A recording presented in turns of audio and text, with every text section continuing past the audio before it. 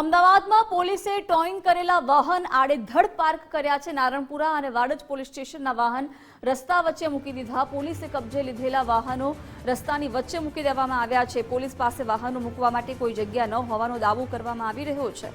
રસ્તા પર જ ડિટેન કરેલા વાહનો ધૂળ ખાઈ રહ્યા છે। ડિટેન કરેલા વાહનોના કારણે અન્ય વાહન ચાલકોને હાલાકી પડી રહી છે।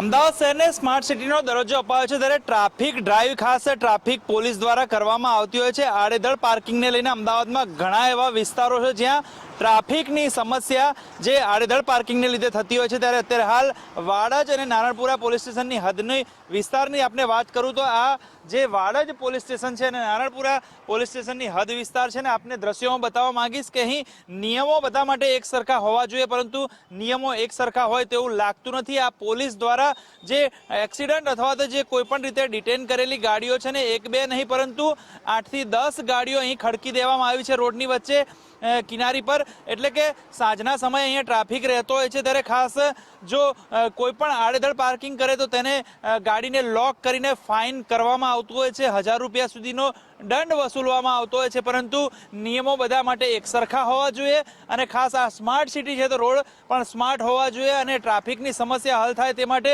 દરેક માટે નિયમો સરખા હોવા જોઈએ। એટલે કે આ પોલીસ સ્ટેશનની સામે જે ખાસ નારણપુરા અને વાડજ પોલીસ સ્ટેશનની સામે આજે જે કહેવાય કે જે ગાડીઓનો મલબો છે એટલે કે ખરાબ અને ખખડધજ હાલતમાં જે ગાડીઓ છે તેનો નિકાલ કરવામાં આવે તો અહીં આ રોડ સાફ થાય, અને રોડ સાફ થાય તો ક્યાંક ને ક્યાંક ટ્રાફિકની સમસ્યા હલ થાય। પરંતુ ટ્રાફિકના નિયમો દરેક માટે સરખા હોવા જોઈએ, પરંતુ અહીં પોલીસની જ જે ગૃહ વિભાગની અને પોલીસની કામગીરીની ગાડીઓ છે તે અહીં રોડના કિનારી પર છે અને જેને કારણે ટ્રાફિકની સમસ્યા થાય છે। ત્યારે નિયમો બધા માટે એક સરખા હોવા જોઈએ, ત્યારે અહીં પોલીસને આ ગાડીઓ નજરમાં નથી આવતી કે પછી નિયમો બધા માટે એક સરખા નથી, તે એક મોટો પ્રશ્ન ઊભો થાય છે। કેમેરા પર્સન વિજય પરમાર સાથે સચિન કડિયા, ગુજરાત ફર્સ્ટ, અમદાવાદ।